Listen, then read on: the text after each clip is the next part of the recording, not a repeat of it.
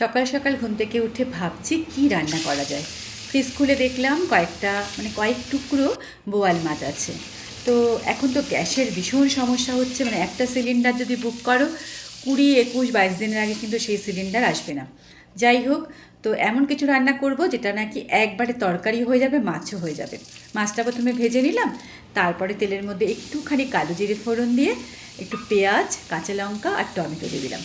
কী বলো তো, আমাদের না সবসময় ভাবতে হয় কোন রান্নাটা বেশ তাড়াতাড়িও হয়ে যায়, কারণ এখন না বেশ গরম পড়ে গেছে।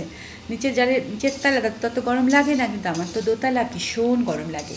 আর হলুদ আর নুন তো আন্দাজ মতো, ব্যাস এগুলো দিয়ে একটুখানি ঢেকে দিয়েছিলাম। দেখো কত সুন্দর এটা হয়েছে। আর এই মশলাটা কিন্তু মোটামুটি আমি সব রান্নার মধ্যে দিয়ে দিই। আর আমি একটু বেগুন কেটে নিয়েছিলাম, ভেবেছিলাম কি বলো তো, একটুখানি তরকারি করব, তার জন্য বেগুন সবজি টবজি কেটেছিলাম। পরে এত গরম লাগছিল, আর রান্নার গ্যাস বাঁচানোর তাগিদে আমি সব রান্নাগুলো একসাথেই করে ফেললাম। আর দেখছো, এখনও আমাদের এখানে বেশ ভালো সুন্দর বিনস আর গাজর, বিট সবই পাওয়া যাচ্ছে। শীতের সবজিগুলো এখনও কিন্তু মার্কেটে ভালোই উঠছে, এমনকি মূলও উঠছে। তো এইবারে দিয়ে দিলাম পালং শাক।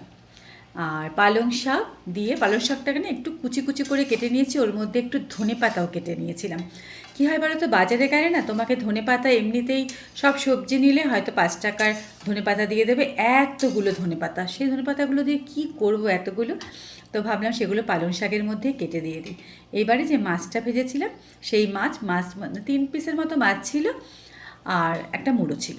আর এই মাছ ভাজার থালাটার মধ্যে একটু জল দিয়ে না ধুলে তো আমাদের বাঙালিদের রান্না কমপ্লিটই হবে না। থালা ধোয়া জল, হাত ধোয়া জল, সেই যে মা, দিদিমা, ঠাকুমাকে দেখেছি, সেটা কিন্তু এখনও সেই ধারাটা আমাদের বজায় চলেছে, কি তাই না বলো? আর যাই হোক, রান্নাটা দেখতেই পারলে খুবই ইজি রান্না, কিন্তু একটু অন্যরকম। একটু পালং শাক দিয়ে মাছ দিয়ে যখন রান্নাটা করেছিলাম দারুণ হয়েছিল। পরে একটু ঢেকে দিলাম, তো ঢাকা খুলে যে ধোঁয়াটা বেরোলো, এত সুন্দর চারিদিকে গন্ধ বেরিয়ে গেল। নামানোর আগে আর একটু কাঁচা ধনেপাতা দিয়ে দিলাম। আগে তো একটু রান্না করার সময় দিলাম, আমি সবসময় তাই করি। আর নামানোর আগে আর একটু ধনেপাতা। দেখো কত সুন্দর হয়েছে, আর ভীষণ সুন্দর কিন্তু একটা গন্ধ বেরিয়েছে। আর তেল খুবই কম লাগলো, কারণ সামান্য একটুখানি মাছটাকে ভেজেছিলাম। বোয়াল মাছ তো বেশি ভাজতে হয় না।